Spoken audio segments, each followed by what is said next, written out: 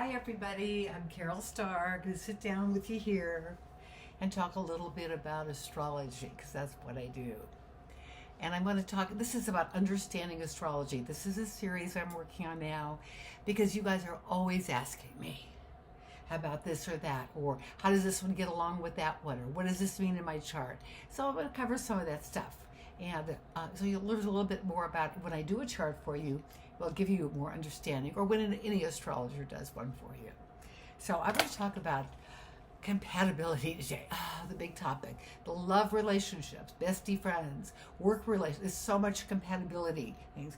And does astrology really tell you about compatibility? Does it really work? What does it really mean? So we're going to start with the basics here. Okay, we'll talk about sun sign to sun sign. Let's say we have a Gemini and a Scorpio. And maybe one's a male, one's a female, maybe two females, whatever it is. This is kind of pretty basic when I talk about compatibility and love relationships. For example, I'm going to give an example. Sun sign compatibility is all about your core, your personality, who you are, how you communicate with someone, how you get along with them, how you work out your problems together, and also it's a spark too. There is a spark with the sun sign on how you kind of feel about someone when you first meet them. But it's not everything, you know. And example, let's say we have a Scorpio and a Capricorn. Okay, good friendship there. That's a good friendship bond. You like each other. You're kind of on the same wavelengths, okay? Got a lot of similar ideas together, and that is really good. Two Aries, combustible, energy, flying all over the place. Let's go here, let's do that, whatever. And there are quiet Aries, and there's also noisier ones, just like with all the fire signs. So then let's take Libra and Aries. Okay, that's opposite the zodiac. So what does that cause? Well, in a love relationship, it's either on fire, great, wonderful, or it doesn't work at all. Because the opposites have either this great passion and love, or things don't work out after a while. No in-between stuff, a love relationship, when they're opposing each other on the zodiac. So also we talk about, I like to bring up a couple combinations because it really helps you understand. This is all about on a more intellectual understanding basis, more than the real attraction. And we'll talk about that in just a moment. So let's see, we're going to take a Gemini and a Libra. Okay, that's good. Or a Gemini with an Aquarian. Okay, you're all air signs. So this is the intellectual signs of the zodiac. And all it means is you work your problems out by thinking and planning and what you're going to do. Not so much with your emotions, not so much with that earthy feeling you have, and not so much with Aries. You know, when we got Aries in there and we got Sagittarius and Leo, it's energy. Let's make a decision quick.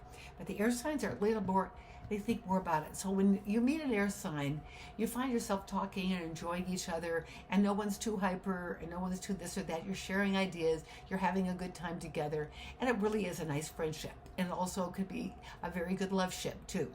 Okay. So everyone, I think the reason we place so much importance on sun sign, zodiac signs, is because most people know their sun sign. Okay, it's easy to figure out with your birthdays. You can't figure out your moon sign, your rising, or the planets. You got to look that up in the book. And this one is easy, so we overuse it a little bit. And people will say to me, I'm a Capricorn. I don't get along with Pisces at all. Well, there might have been 2 or 3 Pisces they met in their lifetime they didn't get along with. Okay, so I kind of look at that too. I mean, if you told me that you're a Scorpio and every Libra you've met has been difficult, well, I might kind of look at it. Might find out some other interesting things on your chart that creates that besides your sun sign. So I'm going to jump into the moon sign. I'm going to, I know I didn't talk a whole lot about sun sign compatibility, but understand it is not the end of the relationship, okay? It is about how you get along. And, I just find that, as a Libra, I just get along with Sagittarians, I get along with other Libras, I get along with Aries, I get along with Tauruses. I have a couple signs that I have some challenges with, but I don't think I better go into that today. But we're going to talk about Venus, Mars, and Mercury. That's another time. But I want to talk about the moon sign compatibility. There is a strong emotional tug here between the two moon signs. This is where the real love, passion, and feeling comes in. Now, we owe a little bit to Venus and Mars too. Okay, don't get me wrong. But that is secondary, in my opinion. It's about the moon signs. How do your moon signs collide together? How do they go well together? And, I'm talking about just love today. I was going to talk about friendship too, but I want to just talk about the love because that takes up so much of your questions, so many of your questions, I should say. So let's say we take a Libra moon and a Cancer moon. Okay, so this is how you are. These are your emotions, okay? And Cancers are a little more emotional and thinking. They don't blurt out their feelings. They listen carefully, and they tend to look at life in a very emotional level, one way or another. And Libras are a little bit more practical here. Okay, we're kind of the people pleaser sign of the zodiac. And when it's a moon sign, you're real careful. You don't want to hurt anybody's feelings. So you might not tell your true feelings because hurting another person is the worst thing in the world for a Libra moon sign. Trust me.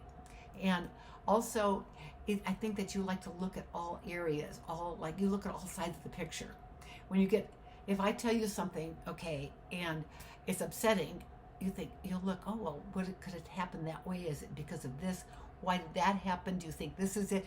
Constant, constantly analyzing and figuring out, and rarely to show the deep feelings when they get angry. That the moon sign is a very calm place. That Libra is a very calm place for the moon sign, So let's take a Virgo moon and a Virgo moon with let's say Virgo and, let's say Gemini. Okay. Both of you are ruled by Mercury. So there is that kind of simpatico between you. But Virgos are so cautious, and they know that when they get into a situation with somebody, they better think it out carefully before, because they hate to get their feelings hurt and hate for things not to work out. So they're going to go into a relationship, and a love relationship, and just think, is this the perfect person for me? Do you think we're going to get along okay on a long basis? What do you think about this? And what do you think about that? And constant analysis, okay? And the Gemini is going to do that too in a different way. Because the Gemini is not quite so emotionally attached to things yet. But don't ever let it fool you. The Geminis can be very emotional, very caring, and very loving people, for sure. But so we have this Mercury little tie between you, which is always very good. Because you're going to talk about things no matter how different you are. And I'm a believer, sharing and talking is what makes the relationships go round. I don't care what signs you put together. If you can sit down and work out what you've got, you're going to work out your love life together and everything. So that's I like Virgo and Gemini because of that. And I guess Virgo moon sign has to know that the Gemini is a little more energetic, a little bit, doesn't often stay in relationships as long as Virgo moons do. But it doesn't mean they won't. So anyway, I think I've kind of talked out today on compatibility and love compatibility, just with the sun signs together and the moon signs. And also, I'm going to make just a few notes about this, about sun to moon and moon to sun. Okay, cross that. So somebody's moon sign to someone's sun sign. If it's the same sign, there's a lot of emotional compatibility and also intellectual compatibility. And I just like that. It doesn't matter whether it's he or she. It's a crossways there. When I take my moon sign, how does it go with your sun sign? And how does your moon sign go? I mean, I know it gets a little complicated, but doing that cross reference, I do when I do compatibility readings. I always do that. Anyway, so I'm going to end it today, and I'm going to suggest that you guys, I hope you will, go to my website, and you always can order a reading, of course, right.